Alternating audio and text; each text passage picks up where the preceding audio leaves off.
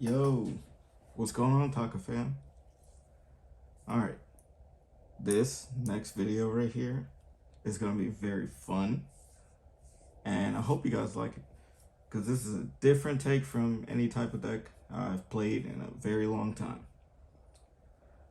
And I think you guys would be interested.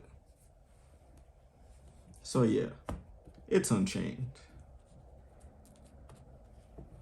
So I chose to play this and put this together because this deck is really strong right now. And I took an interesting approach that I haven't seen anybody take on this deck, and I think it might be a sleeper pick. Not Unchained itself, but the way I'm playing it might be a sleeper. So let's get into it. Alright, so first we got the 3 tour guide. Pretty much best normal summon, and it pretty much does everything. That's a good starter. And I could show you like a small combo near the end. But we played the Rhino Warrior just to go with it. Rhino Warrior is really good. And worst case, if you do put him on the field, your guys can't be destroyed except for him. Alright, so blast from the past, y'all. So we're playing some Burning Abyss monsters. So looks like Yama is meeting up with Dante in the Burning Abyss. And it's actually really good. Graph is insane in this deck, and it doesn't matter if you draw any of these because they're not really bricks, to be honest. And I could tell you about the interactions as we get there. But it's one of each of the best ones, I feel like. This is good for a follow-up. Not all these are pretty good to mill anyway, but we'll get to that. And then for the Unchained, so we got Big Red Dog and a little red guy. So yeah, Shivara and Aruha. These are like your best extenders. And this card, the Pokemon card. This card is like insane. I don't understand how this card was ever printed, but I feel like this deck definitely needed this. And just having one extender wasn't enough, so now we got 2 good ones. And then for the 2, Blue Skidoo. So we have Rakia, and then we have Shiama. So this card is really good, even though it is a brick though, if you just draw it. But because we're playing BA cards, so we can pretty much discard this card most times. But preferably, I would like to not draw either of these. But for some reason, I always draw this one. And then play one Sarama, and we play one Abominable. So this card is really good for a lot of your combos too, to chain block stuff, especially if you have a weaker hand. And this to reset your stuff and blow stuff up is really good too. And then the brick, the blue dog. Yeah, I don't miss the days of when I used to play this, and this is the only Unchained Soul at the time, so you had to play 3. This card did absolutely nothing in your hand. But it's a little bit better now. Even if I draw, it's not the worst, but this is how you pretty much win in the mirror most times. So I'd rather main deck it and have a strong chance to win in the mirror, because the mirror is very difficult. Through my testing, it's just really hard. It's like whoever goes first pretty much is Dougie's on the other guy. So, and I'm playing the one Requiem. This card's actually really good, and this deck has a lot of combos, and the fact that his effect comes up when you make Machinex to be able to pop a contract or shuffle back in one, whatever, and then you gain 1,000. So that can come up. And then for the spells, not that many actually. Abomination's Prison. This card's really good too. If this was an Unchained card, that would be so disrespectful. But that, because it'll be so insane. Like the card itself is already busted. And then also playing 3 Dark Contract, the Gates. This is how you get to your Requiem. And even if you draw them, it's not the worst. If you mill them, it's not the worst. But it's mainly like how you get to his free Zeus going second. So that's why I really like it. And it's a good extender to like kind of get some of the bad cards out of your hand. And then playing 6 books because we all need to read. To be honest, I might end up cutting one of the two. Not sure. It's only because like in the mirror, even if they playing blind, most of them are literally just not setting up the DDD just so you don't lose to the book cards. They just set up the Griffin play. But as you're playing the game, you're interacting and you can play through stuff. Once they put out regular monsters, you could use these, I guess. But they're still pretty good because Cash and Pearly and stuff. And then the last two spells, I'm playing one Foolish and one Tactics. I know one Tactics is random, but we do draw a decent amount in this deck. And we can mill some cards, so you might have a higher chance to draw this as a top deck or something like that. And Foolish is good as a starter and an extender, so I feel like you need to play it. Probably might play multiple talents if I get the chance. And then the 6 trap cards. So we got Chamber and 3 Escape. Not much to say about these. Some people play 5, but I feel like whenever you're doing the combo or any other combos, you kind of want to get to this one. Like, because even if you don't get to this, just being able to revive your guy to play around Dark Rulers and stuff like that is really good. And this deck does play into Nib. Most times it eats through a Nib, so it doesn't matter. Alright, for the extra deck. One Yama. So I only own one, but soon I will have a second one. And I was thinking about playing the second one. I feel like it's really good. But because I'm playing a few Burning Abyss cards, it's not the worst playing one, but I feel like 2 is important. 2 Rage. This is for after you get Nib most times. 1 Anguish. This one's more proactive. This is more on your turn. But if they start interrupting you, you can't climb to this so that you can use it to go back into a Rage. Abomination. This card is really sick. Only thing that sucks is the mirror match. But, I mean, if you get really good with the mirror match, you probably might not care as much if you start popping their trap cards just to clear them off the board, make them use them, whatever. So once they float, it gets rid of a lot of their interruptions. But I don't advise it. And then I'm playing 4 Nightmares. Playing Griffin because this card is crazy. Just being a Flood. Unicorn. Pretty standard. I'm playing a Phoenix and a Cerberus. So this comes up. So with the BA lines in this deck, with just Tour Guide, one of my boards I ended on. I'll show you the next card too. It's Muttcracker. So I ended on a board with this here, this, and this, with both traps. It doesn't come up all the way often, but most times Tour Guide plus a Ruha, depending on what you mill off Dante, could get you to this, like, really easily. And that's actually insane because most people can't break that. You pretty much sit here and they try to figure out what they're going to do. And then if you somehow, use Rage or something and you link with this on their turn and have this co-link, you can draw a bunch of cards for your turn based on how many are co-linked with the Nightmares. Playing one Cherubini. I thought this would come up a lot, but so far in testing, I haven't summoned it yet. But this is more or less if you open like a BA hand, you can go special. Or most times, at that point, you may as well just make Dante. Because typically you make Dante mill if you want to bank it on whatever you mill, depending on your hand. And then you climb the Muttcracker to do the whole combo. And then we're playing Machinex, High King Caesar, and Darius. These are really good. Darius is actually pretty cool. Just the fact that you can, during out of the player's turn, blow up a contract, draw a card. And if you battle a monster, it doesn't die. Since it didn't die, effect, blow it up and burn for 5. So that can come up too, believe it or not. And of course, my boy Dante, back. It's been a long time.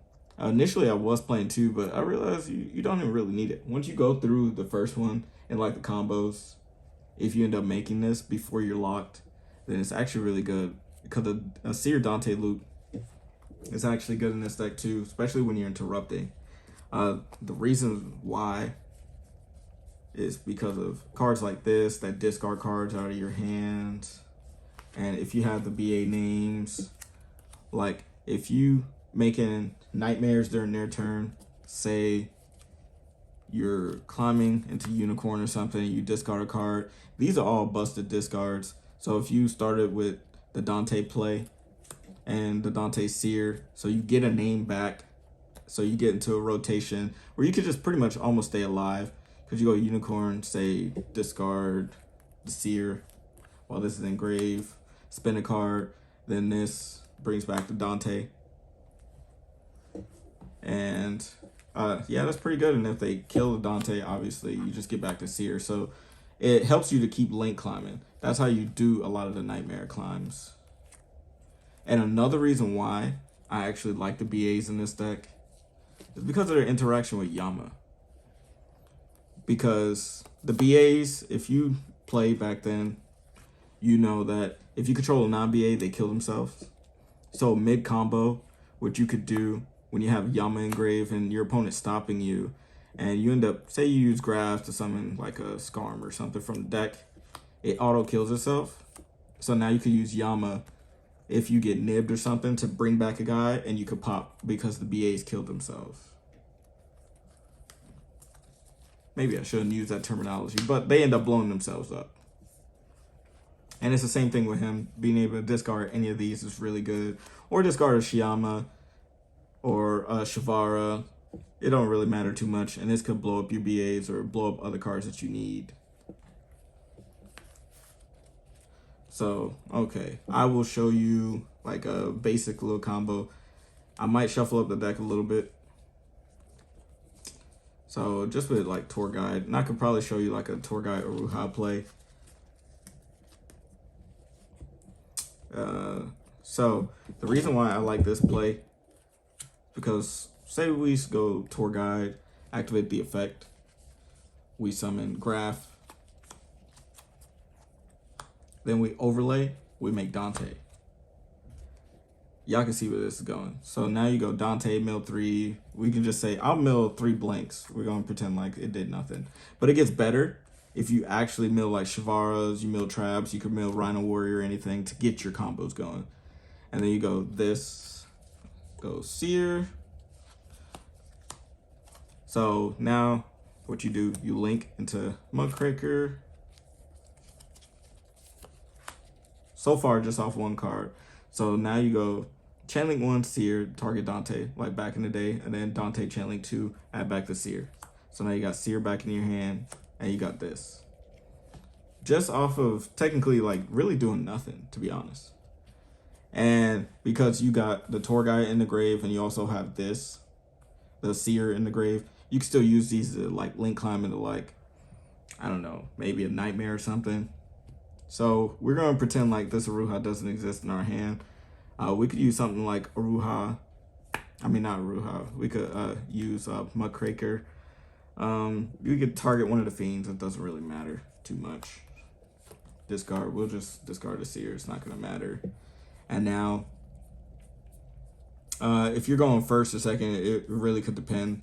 So now you start making like nightmares. Because right now, I mean, this just locked you. So you'd be stuck into making like nightmares. So you could do this play. Something like making a Cerberus or something. It don't matter if you're going first. And that's if you have no other cards. Now Dante will trigger. Now you add back the Seer back to your hand. So even just off of that, you can still just end on something like this. So you have no other cards. It's not the worst. But if you do have nothing else, I would probably make something like Phoenix.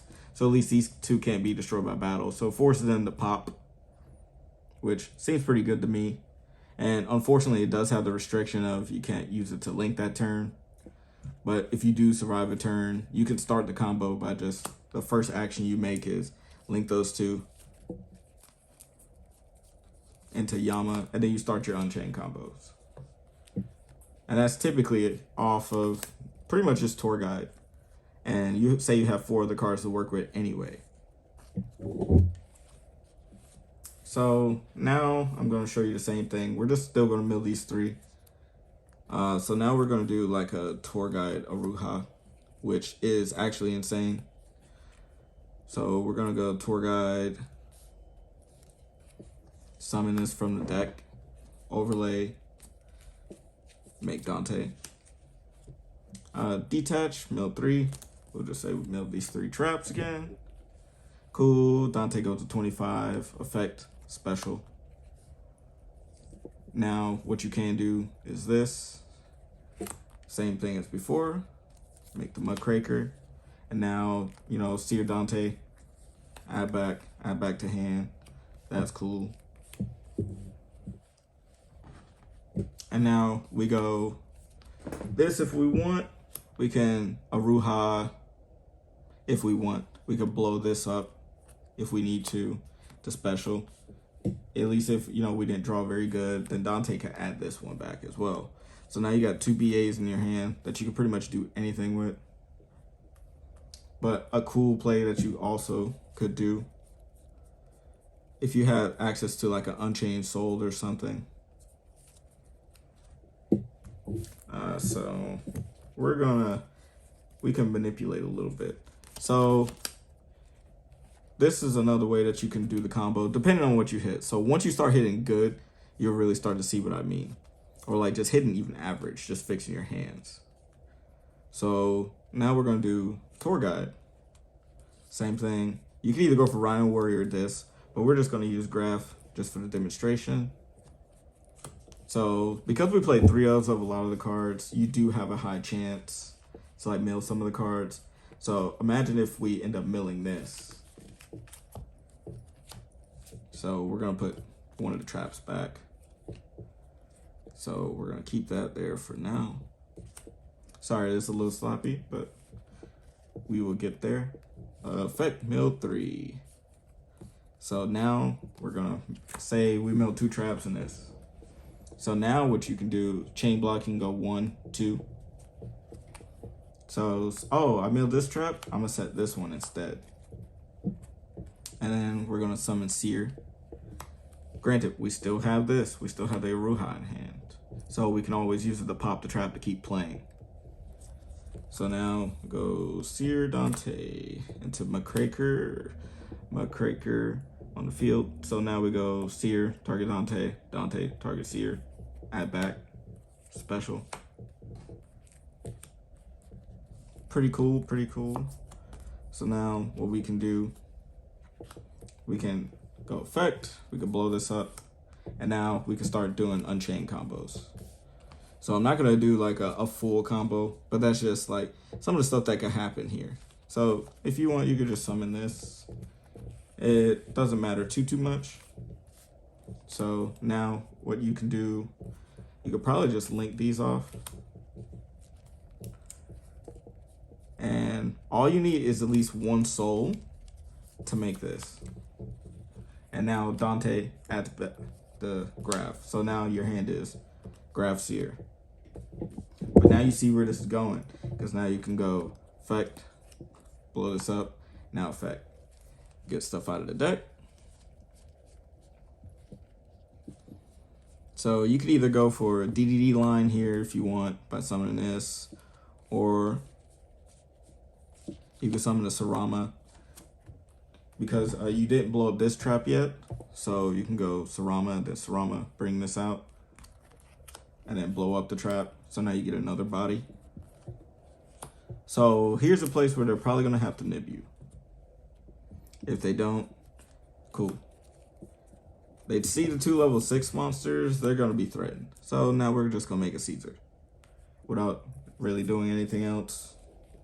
Not add any other cards to our hands. So, excuse me. Now what we can do, if we want, we can do Yama. And now we could use Yama's effect. So Yama could search a Shivara because we did not use Shivara's in-hand effect. So now we have 3 cards. And we still haven't used the Muckraker either. So now, right now, if we would like to, we can just use Muckraker. Just go ahead and discard the graph because why not? Special. Now we can make Griffin with this. And now if we want, we can go Griffin, discard. We can set this trap and then draw a random card. So now we have Seer in the random card. So the BAs just pretty much filter and give you whatever random cards that you want in your hand. So I did mess up by not summoning it here, but you know, we'll say that we summoned it here. It doesn't matter. Even if you want to just keep it here, your opponent's going to probably think like, oh, it's not going to matter too much. But that's where this could come in handy. Because if you reborn it during their turn, it doesn't matter since these are linked. You could take their monster. Cool. Make whatever you want here. I don't know, say we could make a Phoenix because they had a back row. So now we go Phoenix, pop a back row, draw another random card. And then Seer now puts the Dante on the field. So got to keep that in mind. I know this is just demonstration purposes, but typically this should be over here if you have a Griffin line set up. Always. So yeah, this is not bad, at least for startup 2. And because if one of your cards also gets destroyed, Yama can trigger to bring back whichever one of your guys that you want to bring back. So that's pretty cool to me. I like it. I know that was a little bit sloppy, but it's just exciting to actually play Burning Abyss cards again. And I actually enjoyed this idea that I came up with. And I've been looking around and I haven't seen anybody use this. Like last time anything like this was ever played was maybe like years ago before we even had any of this stuff. But let me know what you guys think about this. If y'all would actually try this. And don't be like me, because I'm not the greatest Unchained player right now. But I'm going through the motions and learning the combos as I play. And there's a lot of new lines to explore. I'm still trying to discover how Tour Guide just play through Nib or play around Nib or prevent it altogether. I'm trying to learn that, so I'll be discovering that. So let me know what you guys think. Leave me a like, comment, and subscribe. It definitely helps the algorithm. Please share this video. Peace.